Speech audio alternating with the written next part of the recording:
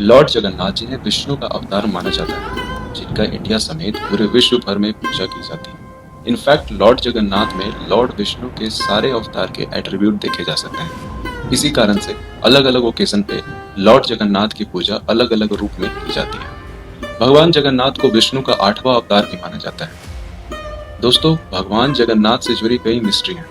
India के पवित्र 4 धामों में से एक जगन्नाथ धाम, जहां आज भी भगवान जगन्नाथ विराम करते हैं। इस जगह की भी अपनी मिस्ट्री है, जिसे आज के बड़े बड़े साइंटिस्ट भी सॉल्व नहीं कर पाए।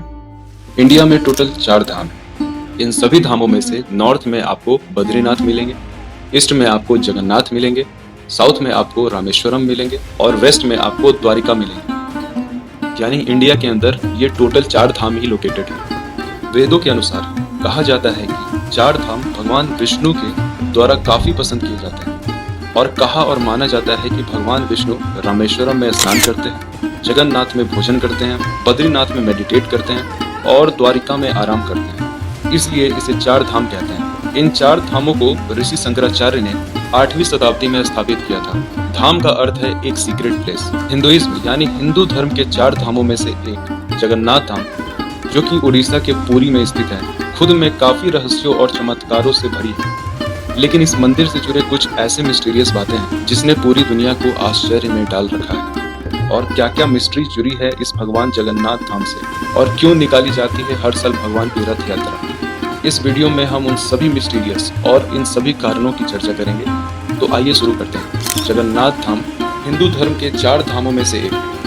और भी अन्य 3 धाम हैं, जैसे कि नॉर्थ हिमालय की ऊंची चोटी पे बसी बद्रीनाथ धाम, वेस्टर्न में स्थित द्वारिका और साउथ में स्थित रामेश्वरम, जिनमें से ये मान्यता है कि लॉर्ड विष्णु भोजन करने के लिए जगन्नाथ धाम आते हैं। जगन्नाथ धाम मंदिर में 3 मूर्तियां हैं, जिनमें से एक मूर्ति भगवान जगन्नाथ की है, दूसरी मूर्ति उनके बड़े भाई बालभद्र की है और तीसरी मूर्ति उनकी बहन सुभद्रा की है। ये सभी मूर्तियां लकड़ियों से बनाई गई हैं। इस धाम की लोकेशन की बात करें तो ये धाम उड़ीसा के पुरी में स्थित है। पुरी का अपना एक इतिहास है और हिंदू धर्म के 7 पवित्र नगरी में से एक पुरी भी है। पुराने जमाने में उड़ीसा का नाम उत्कल हुआ करता था, जो सी ट्रेड के कारण से बिजनेस पॉइंट ऑफ व्यू से भी एक इम्पोर्टेंट रीजन था। इसके अलावा इसे पुरुषोत्तम क्षेत्र, नीलंचल नीलगिरी, जगन्नाथपुरी जैसे नामों से भी जाना जाता था। हर साल भगवान जगन्नाथ की रथ यात्रा इसी जगह से निकाली जाती है, जिसमें लाखों की संख्या में लोग दुनिया के अलग अलग कोनों से आते हैं। पद्म पुराण के अनुसार भगवान जगन्नाथ की बहन सुभद्रा ने एक बार नगर घूमने की इच्छा जताई थी, तो भगवान जगन्नाथ और उनके भाई बालभद्र ने अपनी लाडली बहन को रथ पे बैठाकर नगर दिखाने निकल पड़े। तभी से जगन्नाथ यात्रा निकालने की परंपरा चली आ रही है और ये भी कहा जाता है कि भगवान इस यात्रा के जरिए अपने भक्तों के बीच आते हैं और उन्हें हर दुख से मुक्त करते हैं। रथ को वापस ले जाते समय भगवान जगन्नाथ की रथ को कुछ समय के लिए एक मुस्लिम के मजार पे रोका जाता है, जो प्रभु का बहुत बड़ा भक्त था, लेकिन मुस्लिम होने के चलते उसे कभी भी मंदिर में जाने को नहीं मिला था। वो भगवान के दर्शन किए बिना ही इस दुनिया को छोड़कर चला गया। उसका नाम सालवैग था। एक बार जब रथ ले जाते वक्त सालवैग के मजार के पास जाकर रथ रुक जाती है और आगे नहीं बढ़ रहा होता है। तभी सभी लोग पूरी ताकत के साथ रथ को जोर जोर से खींचते हैं, लेकिन रथ 1 इंच भी आगे नहीं बढ़ रहा था। ऐसे में किसी को कुछ समझ में नहीं आ रहा था कि वो क्या करे। तभी किसी ने सालवैग यानी उस मुस्लिम भक्त के बारे में बताया, जिसके पिता मुस्लिम और माँ हिंदू थे। तब उस समय के राजा के कहने पे सालवैग के नाम के जयकारे लगाए गए और उसके बाद रथ को फिर से खींचा गया। तब जाकर रथ चलने लगा। तो इसलिए हर साल घर वापस जाते समय कुछ समय के लिए रथ को इस जगह पर रोक दिया जाता है, ताकि सालवैग भगवान जगन्नाथ के दर्शन कर सके।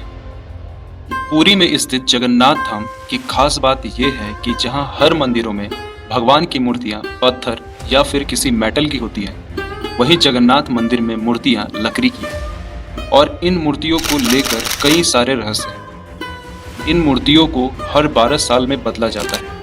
हर 12 साल के बाद एक नई लकड़ी से भगवान जगन्नाथ, बालभद्र और सुभद्रा की मूर्ति को तैयार किया जाता है, जिसे पुरानी मूर्तियों से बदल दिया जाता है।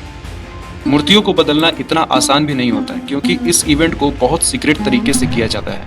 जिस दिन इन मूर्तियों को बदला जाना होता है, उस दिन पूरे शहर की बिजली राज्य सरकार के द्वारा काट दी जाती है और मंदिर के आसपास काफी सारे सीआरपीएफ तैनात कर दिए जाते हैं। सीआरपीएफ इस मंदिर को चारों तरफ से घेर कर खड़ी हो जाती है और उस दिन मंदिर में किसी को भी नहीं जाने दिया जाता। इतना कुछ होने के बाद इन मूर्तियों को बदलने की जिम्मेदारी यहाँ के सबसे बड़े पुजारी को दी जाती है, लेकिन उन्हें भी मंदिर के अंदर यूं ही प्रवेश नहीं करने दिया जाता, बल्कि मंदिर के अंदर जाने से पहले उनके आंखों में पट्टियां बांध दी जाती हैं। ये ऐसा माहौल रहता है जहां बिल्कुल अंधेरा छाया रहता है और इस सेरेमनी को देखने की इजाजत किसी को भी नहीं होती, खुद उस पुजारी को भी नहीं जो यह काम कर रहा होता है। मूर्तियों को बदलने के दौरान पुजारी पुरानी मूर्ति के अंदर से कुछ पदार्थ निकालते हैं जिसे ब्रह्म पदार्थ कहा जाता है और इसे नई मूर्ति में रख देते हैं। ये परंपरा मंदिर के स्थापना से चली आ रही है जो आज भी कायम है, लेकिन इस अनजान चीज की मिस्ट्री इस हद तक छुपाई जाती है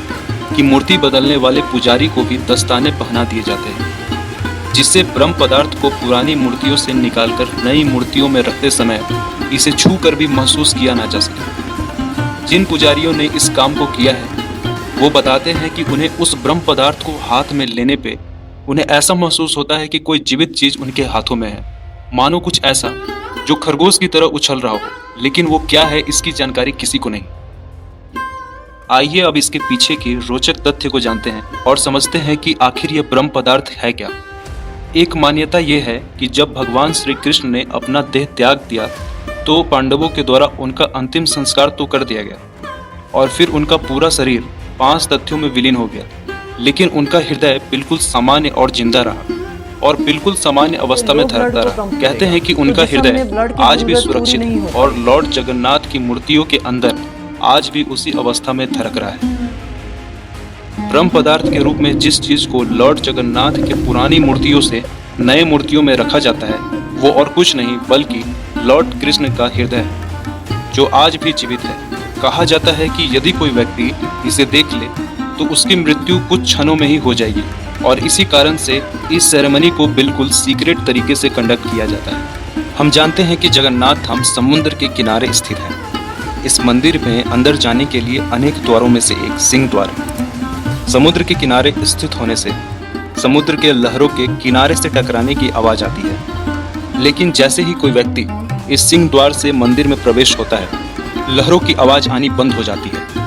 यानी इस सिंह द्वार से केवल एक कदम मंदिर के अंदर लेते ही लहरों की आवाज आनी बिल्कुल बंद हो जाती है और मंदिर के अंदर कोई आवाज नहीं आती। लेकिन जैसे ही कोई व्यक्ति इस द्वार के बाहर की ओर कदम रखता है वैसे ही उसे लहरों की आवाज सुनाई देने लगती है। अब इसे लॉर्ड जगन्नाथ की माया कहें या कोई साइंटिफिक मिरेकल, इसका जवाब आज तक कोई भी नहीं दे पाया। एक और मिस्ट्री है इस मंदिर में कि जगन्नाथपुरी के इस मंदिर के ऊपर कोई भी पक्षी नहीं उड़ते, ना ही कोई पक्षी इस मंदिर के शिखर के ऊपर बैठा हुआ दिखता है। इसी कारण से जगन्नाथ धाम के मंदिर के ऊपर किसी भी एरोप्लेन या फिर किसी चॉपर को उड़ने की इजाजत नहीं दी जाती। जगन्नाथ धाम के ऊपर से कोई भी पक्षी परिंदे क्यों नहीं उड़ते, ये आज भी एक रहस्य है। दोस्तों, ये मंदिर काफी बड़े एरिया में बना हुआ है। जगन्नाथ मंदिर जो कि काफी ऊंची मंदिर है, दिन के किसी भी समय इसकी परछाई जमीन पे कभी नहीं बनती। 214 फीट ऊंचे इस मंदिर का दिन में किसी भी समय परछाई का ना बनना खुद में एक रहस्य है। इस मंदिर के ऊपर जो झंडा लगा हुआ है उसे हर रोज शाम को बदलने की परंपरा है। कहा जाता है कि यदि किसी शाम झंडे को नहीं बदला गया तो मंदिर अगले 18 साल के लिए बंद हो जाएगा और 18 साल बाद में ही खुलेगा। ऐसा क्यों है ये भी एक रहस्य है। इसी कारण कितनी भी बारिश हो या गर्मी हो या फिर ठंडा हो, हर शाम पुजारी शिखर के ऊपर लगे इस झंडे को उतार कर बदल देते हैं। जगन्नाथ धाम मंदिर के ऊपर एक सुदर्शन चक्र बना हुआ है। इस चक्र की खासियत यह है कि किसी भी दिशा से देखा जाए तो यूं प्रतीत होता है कि इसका मुंह उसी तरफ है। इस मंदिर से जुड़ी कुछ खास रहस्यों में से एक और रहस्य है क्योंकि लॉर्ड विष्णु खुद यहाँ भोजन के लिए आते हैं, जिस कारण इस मंदिर में एक भव्य रसोई भी बना हुआ है जहाँ 500 लोगों का खाना हर रोज बनता है और इसे बनाने के लिए 300 लोग हाथ बटाते हैं। हर दिन हजारों लोगों में इस रसोई में बना प्रसाद बांटा जाता है। सुबह दिन में श्रद्धालुओं की संख्या लाखों में पहुंच जाती है। लेकिन इस रसोई से जुड़ी सबसे रोचक बात यह है कि ना तो यहाँ पे बना भोजन कभी कम पड़ता है और ना ही कभी व्यर्थ जाता है। लोगों की माने तो सारा दिन रसोई में श्रद्धालुओं को प्रसाद बांटा जाता है और प्रसाद कम नहीं होता, लेकिन जैसे ही प्रवेश बंद करने का समय आता है वैसे ही प्रसाद खत्म हो जाती है और एक भी अन्न का दाना व्यर्थ नहीं जाता। इसे श्रद्धालुओं द्वारा लॉर्ड जगन्नाथ का माया माना जाता है। इस मंदिर और रसोई से जुड़ा एक और रहस्य यह है कि इस मंदिर में प्रसाद लकड़ी के चूल्हे में बनाया जाता है, जिसे 7 बर्तनों में पकाया जाता है। इन बर्तनों को चूल्हे पे एक एक करके ऊपर चढ़ाया जाता है, यानी एक बर्तन के ऊपर एक बर्तन को रखा जाता है। इस तरह से 7 बर्तन को एक के ऊपर एक रख दिया जाता है। लेकिन रहस्यमय तरीके से इन 7 बर्तन में सबसे ऊपर रखे बर्तन में प्रसाद सबसे पहले बनकर तैयार होता है। यूँ कहें कि बर्तन जो आग के लपटों से दूर रखा होता है उसमें प्रसाद सबसे पहले पक जाता है, और जो बर्तन आग के लपट से सबसे करीब है उसमें प्रसाद अंत में बनता है। ऐसा कैसे होता है, ये एक रहस्य है। इस सब के अलावा जगन्नाथ धाम से जुड़ा एक और रहस्य है। मंदिर के ऊपर लगा झंडा यूं तो साइंस के हिसाब से हवा के साथ उड़ना चाहिए, लेकिन यहाँ ऐसा नहीं होता।